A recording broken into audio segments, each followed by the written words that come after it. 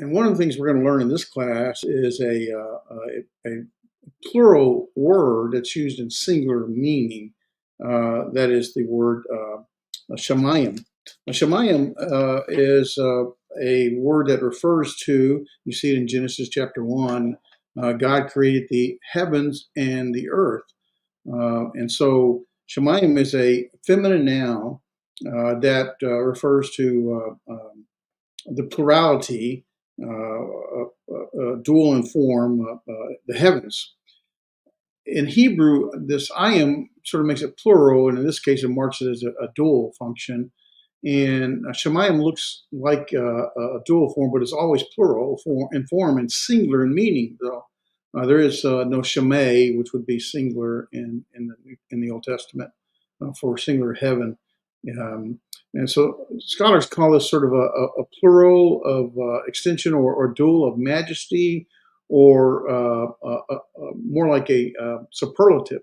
I was listening to Dr. Justin Rogers here the other day on a recording from Polishing the Pulpit that he did this at, I believe was at Branson this year, on Elohim. And we talked about a little bit about Elohim, well, a little bit with regard to Derek in Genesis 1, Bereshit bara Elohim, and in the beginning God created.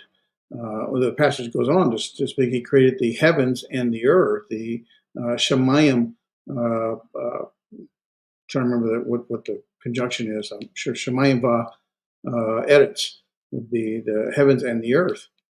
So when Dr. Rogers was talking about the plural of majesty or the superlative function of Elohim, the same thing seems to apply here with regard to Shamayim. It is, and we think about in the Hebrew thought, we think about the heaven. I don't know if Hebrews had a big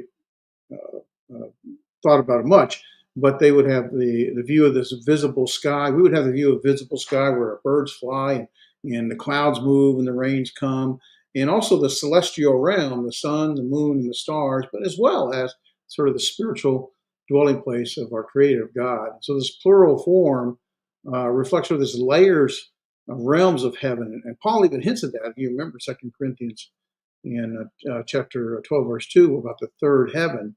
And it sort of fits the idea of this reality that it's heaven upon heaven upon heaven. So not a single flat sky, but a very layered, vast expanse, and the superlative of all heavens, where our Creator lives. In Hebrew, this superlative, this greatness or majesty, Shamayim, may carry the sense of the heavens are not just big, but they're infinitely vast and glorious. So what does the psalmist say in Psalm 19, verse 1? The heavens declare the glory of God, right? So infinitely vast, infinitely glorious, and when you think about it, the application for you and I today, this Shamayim, this plural in nature, reminds us that heaven is more than just the sky. It's more than just a visible realm where we can see the birds fly or the clouds pass over us, or the celestial realm with the suns, the stars, and the clouds. But the invisible realm, where God's throne is, where His angels are, and the spiritual realities that exist from there. So here's the point: we should not limit our faith to what we physically and visibly see.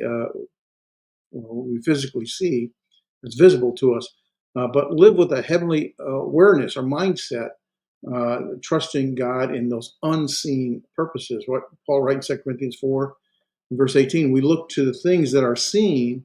We look not to the things, and correct that, we look not to the things that are seen, but to things that are unseen. So let's consider the Shamayim, this superlative, this plural of majesty, this superlative, and give reference to our Creator, and that we look to Him, and we always look into greater beyond what's just visible to us. And I think that would kind of give us a better perspective of some of the Hebrew that we sort of absorb and we go through this. As we continue today, we want to emphasize and look at nouns, and Shamayim will be one of those we touch on today in chapter 4, listed on page 29 of our book.